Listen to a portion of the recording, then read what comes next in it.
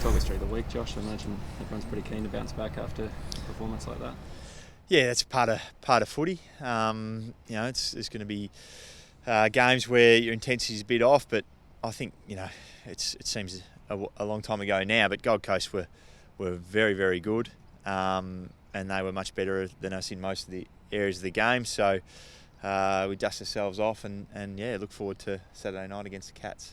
Is it quite hard with young guys? Like obviously you set high standards, you expect high standards, but ultimately, at that level of experience, there will be sort of fluctuations here and there. I think at any level of experience, there's going to be fluctuations throughout the course of the year. I don't think any team's gone 22-0. So, look, as I said, it's just you take it for what it is. You review it, and you just work on getting better, and that's been our philosophy since the start of pre-season. So we'll continue to do that, and looking forward to getting back out there and hopefully get a good response.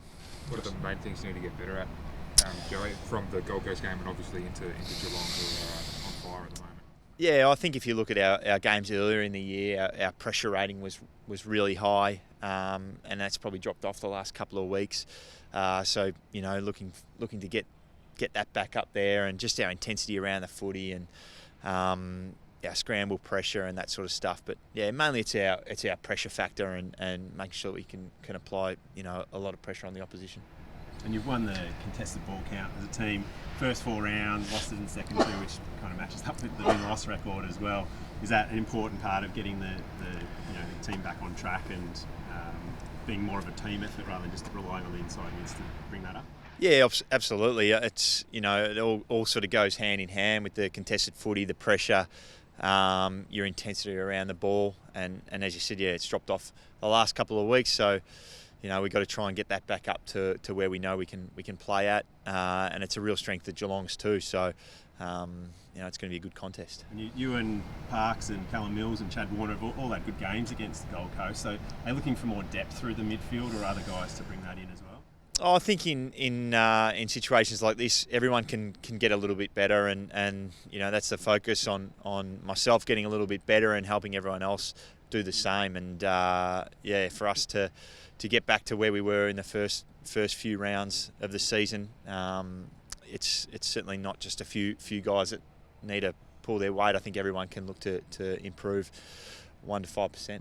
Josh, is it tough, more injuries again, like in the ruck, Sam Reid this week? Is it tough as a midfield group having to adapt to different ruck sort of week to week? Oh, it's certainly frustrating because we're obviously coming into the season really healthy, but again, it's part of the game. Guys go out. We feel we've got some really good depth as well, which gives opportunities to players that have played in the reserves. And that'll be the same this week with guys coming back. So it's certainly not an excuse. And if anything, it's an exciting time for the club to see who else is going to come out and play their role. Maybe just as a midfield group working to a different ruck from week to week, is that challenging from that perspective?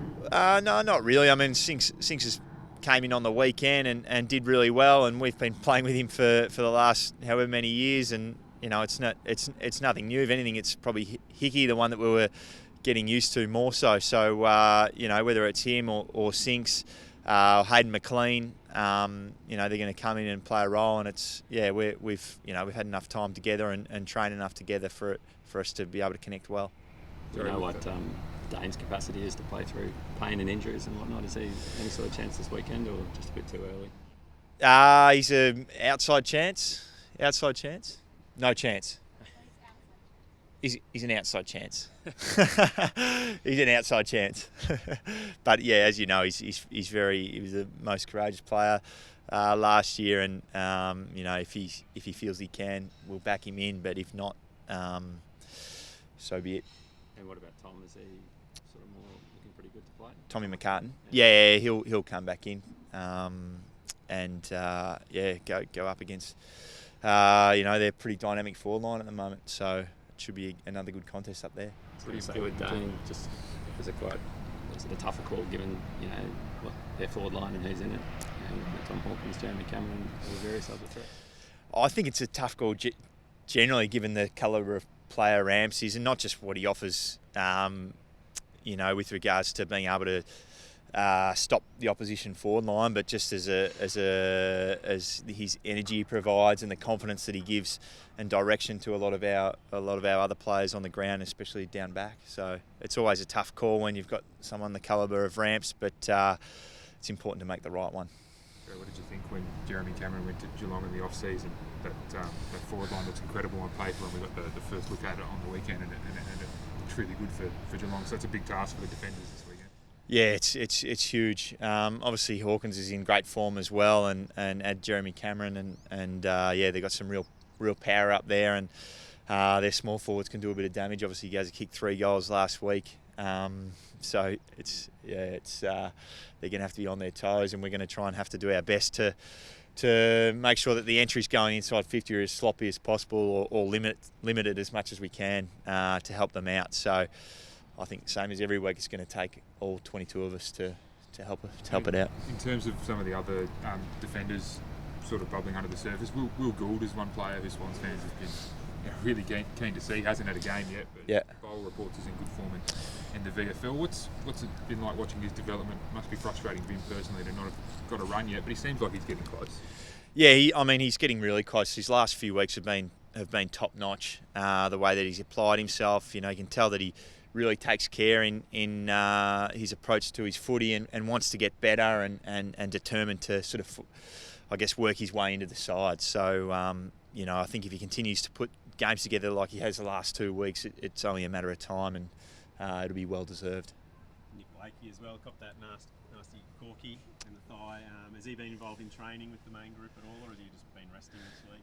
Yeah, well, he went for a bit of a run and a kick on nothing too intense on Tuesday, and he'll come out and probably fully train today, so he'll be right to go as well. Josh, what about you, mate? How are you holding up, and you keen to go on next year? Yeah, I'm holding up well. I haven't, you know, really considered next year, but yeah, at this stage it's all good. You know, after the first 4 weeks, life's pretty rosy, but now the focus is trying to get back to the level of footy we were playing then, and yeah, that'll take care of itself. After those 4 weeks, is it easy on going again next year, given that these young guys are coming through? Is it more straightforward after that? Hey? Is it a bit more straightforward after the year you've had that you want to go around? Look, to be honest, it's really just in the background, and my view is it'll take care of itself, and you know, I'm pretty confident, and I think we've shown that we can play the sort of football that matches up against some of the best teams. So trying to get back to us providing that intensity and pressure and getting back up to there, and that's really all I'm thinking about at the moment, and then the rest will take care of itself.